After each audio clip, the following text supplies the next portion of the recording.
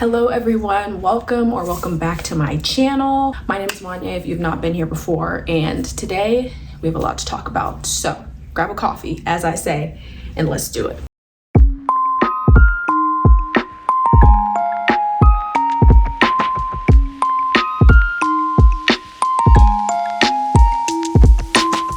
Okay, as you guys saw by the title, we are going to be talking about change. Change is something we all have to deal with, but for some in different stages of life, it's happening a lot more than we'd prefer. I used to say that I was a person who loved change. I would still say that to an extent, but I don't think I've ever truly experienced change.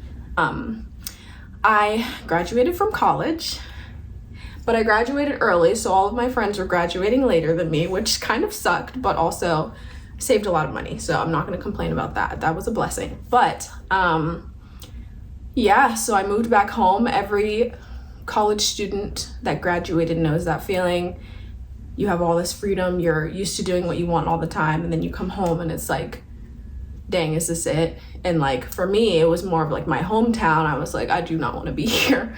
I do not want to be here any longer than I have to be. So that's the dilemma I was kind of facing. And then after that, I was struggling to find a job for the whole summer. I had a job at the hotel that I worked at, but that wasn't something that I could see myself doing for longer than necessary. So I was praying and I was like, God, like I need, give me something, give the girl something.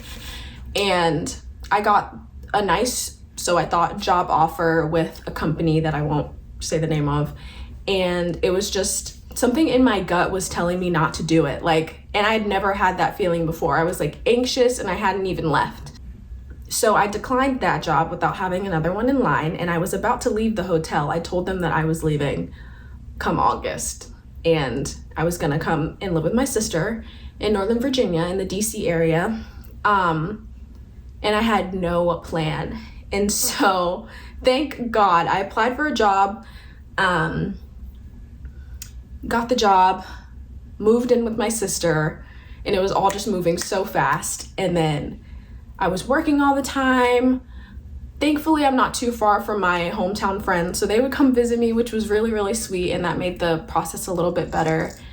But what sucked is when I was alone and when I didn't have them like with me to do things. And my sister's here, of course, but you know, sometimes you want like just a different group of people to be around. And yeah, so I was just diving into my work. I was pretty bad at the job, of course, because I just started. So I was learning how to do the new job. It was taking all of my time. I didn't have free time. And the time I did have to myself, I just wanted to sleep all the time. Yeah, I just had no direction and I felt so uncomfortable. It was just change all the time. Like there was no consistency. And honestly, there's still no consistency, but I've learned how to embrace change. And don't get me wrong, this is still something I'm going through and still, you know, I still struggle with this sometimes, but I would like to give you guys my insight off of what I've learned the past 6 months. I know that was a long story, but that was just to give you the foundation, the background that I get it. Okay, there's a lot of change going on. And this could be like moving changes, this could be relationship changes, this could be anything. Like this, nobody's off limits, okay? Everybody needs to hear this. If you see me looking down my notes, you guys are I do that every time, bro. And I know you guys are like, bro, she just want to show, like, put the computer down, but I'm serious. Like if I look down, that's really, I'm just looking at my notes. Because I tend to forget what I'm gonna say next. So sometimes this kind of grounds me. So my first point is embracing the unknown. And I know this is probably like, okay, this is your first piece of advice, but let me just explain. You really have to have a deep knowing and understanding that you cannot control every single circumstance. And if you have a hard time embracing change, the root of the problem might be that you have a problem not being in control, which me, that's me as well. So no judgment there. Take Blair Waldorf, for example. If you've seen Gossip Girl, you'll know this very well. Blair tried to control everything in her life, and most of the time it backfired. Actually, My name's Blair. You're new. Hi, I'm Oh, Amanda. that's not important. We'd like to invite you to lunch. That's really sweet, but I'm already... We know. Dan Humphrey, bad idea. It could be hazardous to your health. Social, emotional. Even physical. Ouch! pretty much every time it backfired. The biggest example I can think of is when she wanted to go to Yale University, you know, big Ivy League, hard to get into. She had everything, all of the perfect credentials, and yet she still didn't get in.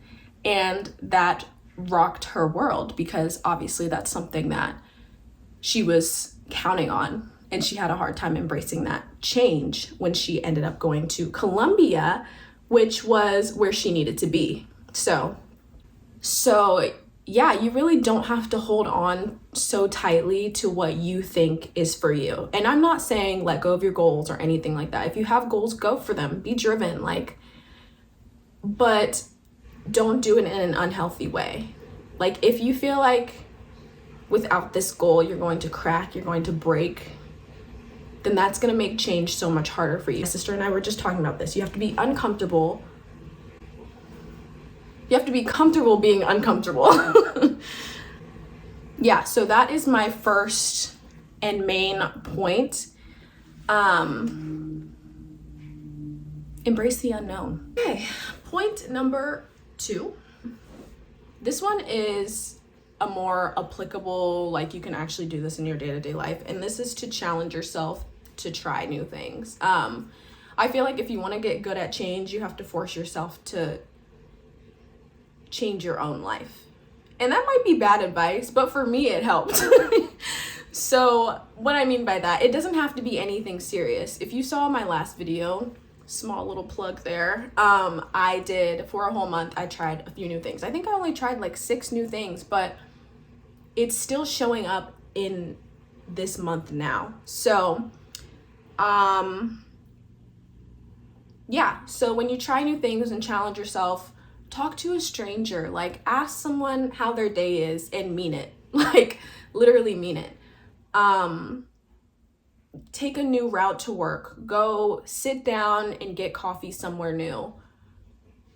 What else can you do? I'm giving you as many ideas as I can. Oh, if you go into the office for work, invite your coworkers to lunch, like go to lunch with your coworkers. All of this to say, when you challenge yourself, you create this mentality that you can roll with the punches, that whatever comes to you, you're used to doing new things. And then you'll start to learn more about yourself, and you'll start to understand like how you react to certain things, how new things affect your mentality. For me, like 2 days ago, I went out to lunch with the coworker, and first of all, I learned so much about her that I didn't know, and second of all, afterwards I felt so refreshed. And maybe that's the extrovertedness in me, but I felt really good after, and I felt good that I challenged myself and that I didn't do something alone. It's good to do stuff alone, because that might be a challenge in itself, to go do something alone. So just try it. Try new things, and slowly change will be like dirt under your shoe, for real. For my next point, number 3, I have let go of the past. And of course you want to let go of the past in a negative sense, but I almost mean let go of the past in a good sense. And what I mean by that is, there's a Bible verse. This doesn't, if you're not Christian, it still is a good point.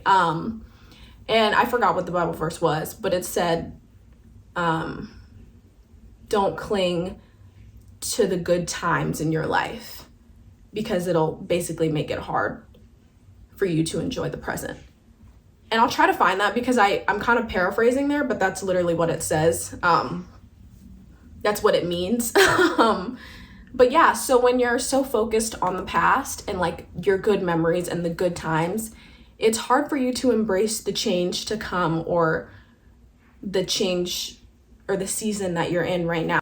Again, for me, and looking at my Snapchat memories, it was showing me all of these good times that I was having last year, and I was like, oh dang, like where I'm at now sucks. It just didn't, and even though where I was at the moment didn't completely suck, it was just new and I was just basing it off of my past. Well, you guys are understanding. I know this might seem a little confusing, but remember the good times. Of course, you have to acknowledge the bad, but that's what the past is, good or yeah. To put it simply, loving your past can make you ignore your present. Yeah, let's just leave it there, because I feel like that hit me. When I wrote this down, I was like, yeah, this is, I felt that.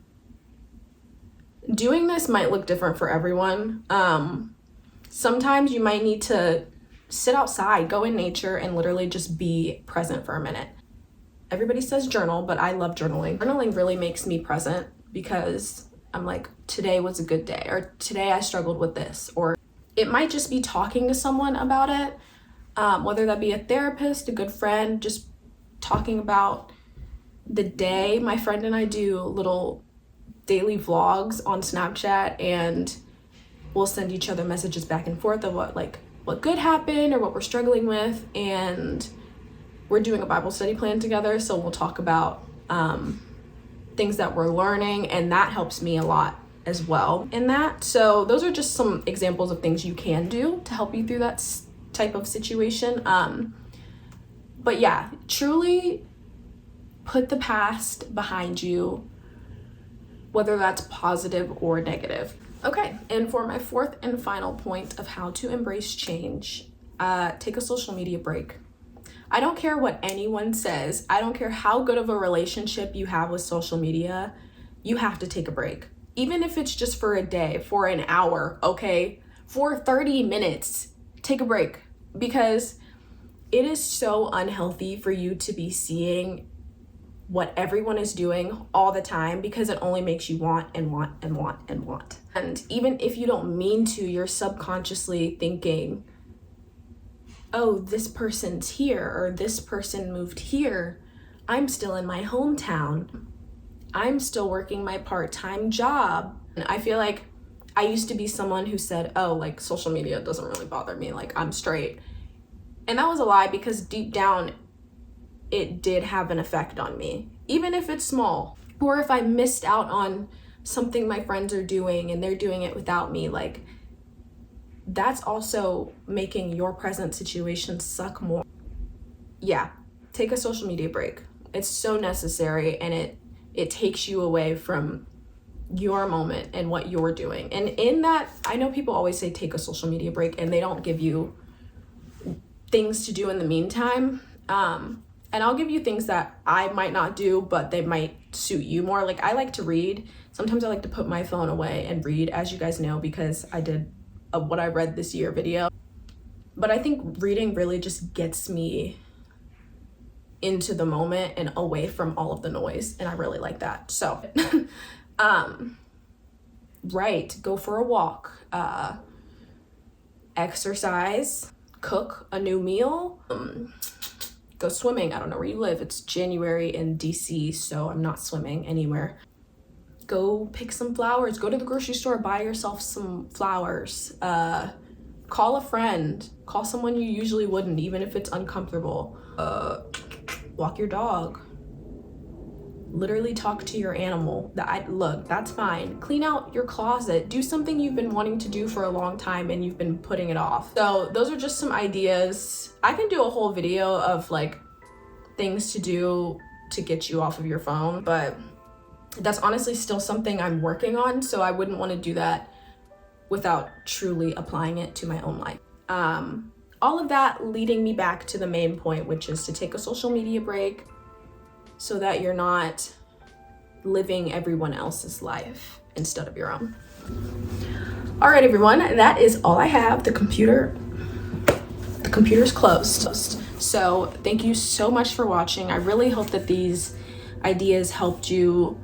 I feel like we don't talk about change enough growing up, and even as a kid, I didn't always know how to deal with different changes, and I feel like now it shows up in unhealthy ways. But either way, I hope this video helped you out. Let's start applying it. Let's start doing it. I'm still going through this, so honestly, this is kind of something, this is a message for myself as well. But if you enjoyed this video, please again, like, comment, and subscribe. Enjoy the rest of your day, morning, night, evening, and I'll see you in the next video. Bye.